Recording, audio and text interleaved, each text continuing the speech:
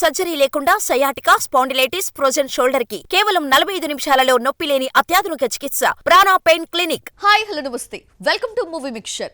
Tollywood directors మామూలు కాదు, అనవసరంగా దర్శకులైపోయారు. కానీ టన్నుల కొద్ది యాక్టింగ్ స్కిల్స్ వారి సొంతం. యాక్షన్ కట్ అంటూ మెగాఫోన్ వెనక నుండి లీడ్ చేయడమే కాదు, గ్రౌండ్లోకి దిగి ఎలా యాక్ట్ చేయాలో ఎక్స్ప్రెషన్స్తో సహా ఎక్స్ప్లెయిన్ చేస్తూ ఉంటారు.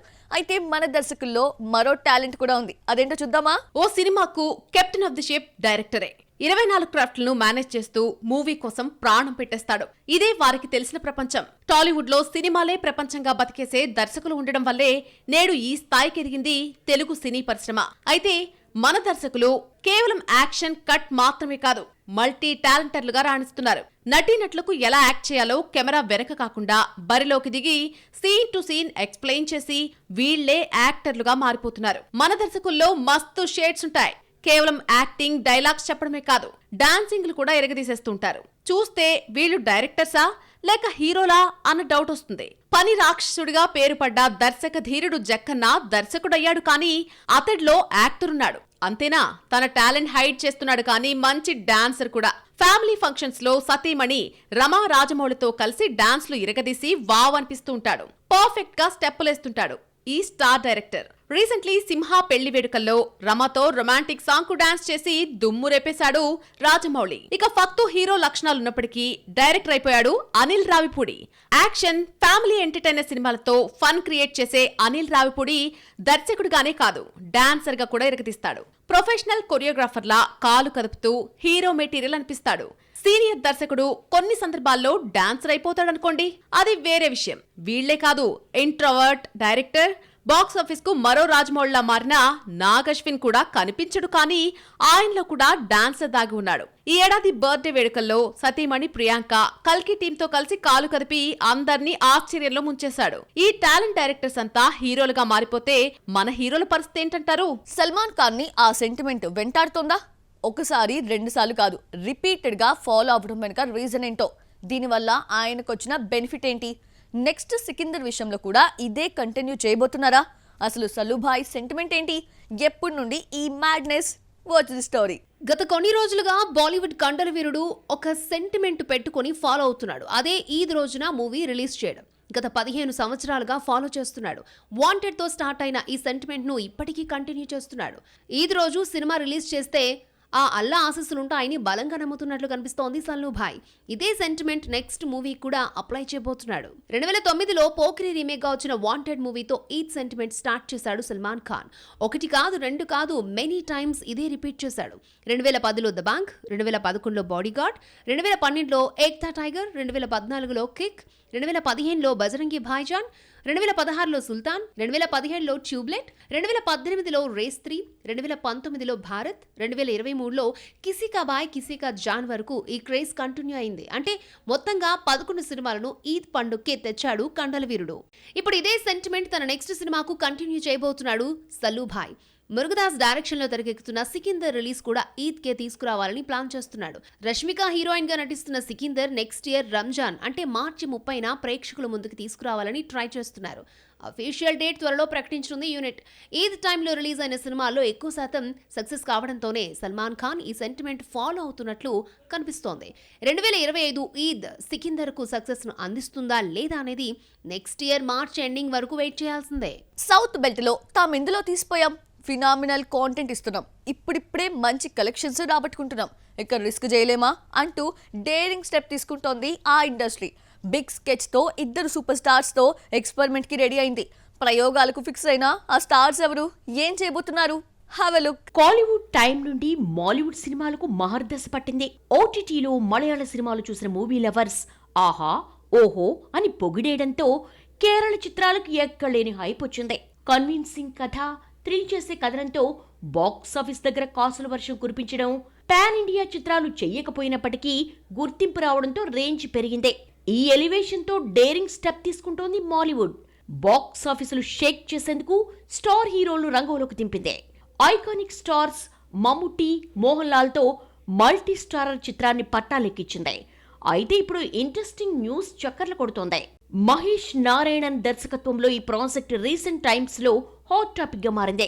మల్టీ స్టార్స్ నటిస్తున్న ఈ మూవీకి మరింత హైప్ తెచ్చేందుకు భారీ రిస్క్ చేస్తున్నాడు నిర్మాత.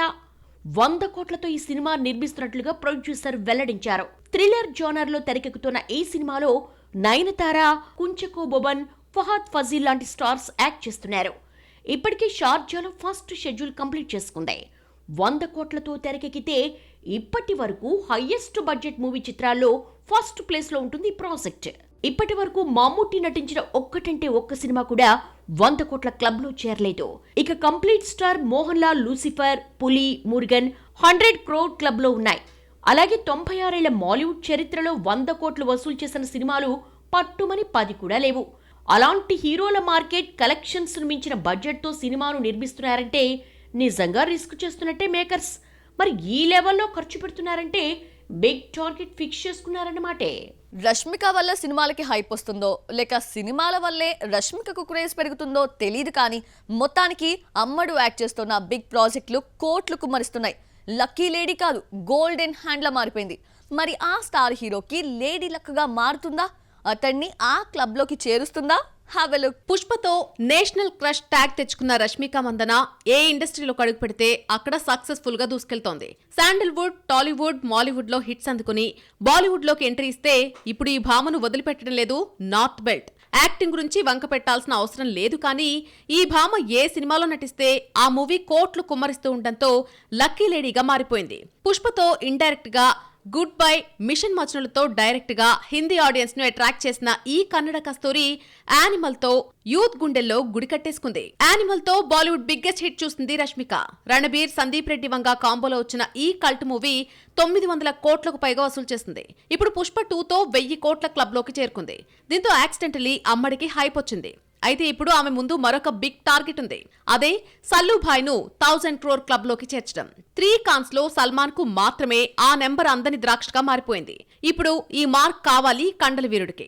నెక్స్ట్ ఇయర్ ఈద్ కి రష్మికతో కలిసి సికిందర్ అంటూ రాబోతున్నాడు. సల్మాన్ ఖాన్ హైయెస్ట్ కలెక్షన్ల జాబితాలో ఉంది బజరంగి భాయ్జాన్. 2015లో వచ్చిన ఈ మూవీ 921 కోట్లను కొల్లగొట్టింది.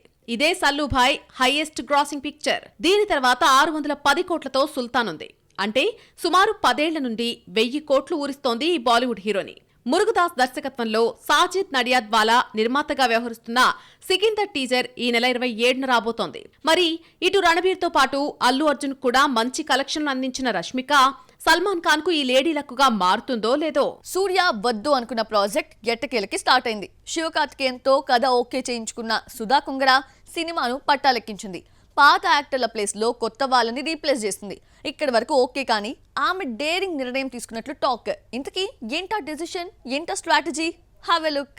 సురారాయ్ పోట్రుతో నేషనల్ లెవెల్ గుర్తింపు తెచ్చుకున్న తెలుగు డైరెక్టర్ సుధా కొంగర ఇదే సినిమాను హిందీలో రీమేక్ చేసి చేతులు కాల్చుకుంది. దీనికన్నా ముందే సూర్యతో పురణనూరు అనౌన్స్ చేసింది, కానీ పట్టాలెక్కలేదు. ఏమైందో తెలీదు. పురణనూరు ప్రాజెక్ట్ నుండి సూర్య క్విట్ కాగా ఆ తర్వాత నజ్రియా, దుల్కర్ సల్మాన్ తప్పుకున్నారు. దీంతో ఈ సినిమా ఉంటుందా లేదా అన్న డౌట్. కానీ అమరన్తో హిట్ అందుకున్న శివకార్తికేయన్ స్టోరీకి ఓకే చెప్పి గ్రీన్ సిగ్నల్ ఇచ్చాడు. ఇక సెట్స్ మీదకు వెళ్లడమే తరువాయి అనుకుంటున్న టైంలో శివ, సుధాకు మధ్య గొడవలు జరిగాయన్న వార్తలు సర్క్యులేట్ అయ్యాయి. పురణనూరు ప్రాజెక్టు ముందుకు వెళ్తుందా అన్న సందిగ్ధంలో ఉన్న టైంలో సడన్ గా పట్టాలెక్కించారు మేకర్స్. రీసెంట్లీ పూజా కార్యక్రమాలు చోటు చేసుకున్న ఈ సినిమాపై విపరీతమైన బజ్ సోషల్ మీడియాలో నడుస్తోంది. అదేంటంటే రిస్క్ చేసి మరి సుధా కొంగర భారీ బడ్జెట్ సినిమాగా తెరకెక్కిస్తోందట. Amaran cinema blockbuster hit తర్వాత శివకార్తికేయన్ రేంజ్ పెరిగిపోవడంతో భారీ లెవెల్లో సినిమా తీయబోతున్నట్లు టాక్ నడుస్తోంది. సుమారు 150 కోట్లు పెట్టి పురణనూరు తెరకెక్కించబోతున్నట్లు సినీ వర్గాల్లో చర్చ నడుస్తోంది. శివకార్తికేయన్ రేంజ్ డబుల్ కావడంతో నేషనల్ లెవెల్లో సినిమాను రిలీజ్ చేసి మరొకసారి తన మార్కు చూపించాలని భావిస్తోంది డైరెక్టర్ సుధా. అత్యంత భారీ బడ్జెట్ చిత్రంగా భారీ కాస్టింగ్ తో తెరకెక్కుతోంది. పురణనూరుతో కోలీవుడ్ ఎంట్రీ ఇస్తోంది టాలీవుడ్ డాన్సింగ్ క్వీన్ శ్రీలీల. అలాగే జయం రవి, అథర్వ లాంటి స్టార్ కాస్ట్ సినిమాకి స్పెషల్ అట్రాక్షన్ గా మారబోతున్నారు. SK25 గా తెరకెక్కుతున్న ఈ మూవీకి జీవి ప్రకాష్ మ్యూజిక్ అందిస్తున్నాడు. ఇప్పుడు సెట్స్ పైకి వెళ్తున్న పురణనూరు ప్రేక్షకుల ముందుకొచ్చేది ఎప్పుడో. సో చూసారు కదా, ఇది వాళ్ళ movie mixture. Next movie mixture లో మళ్ళీ కలుద్దాం. Till then bye.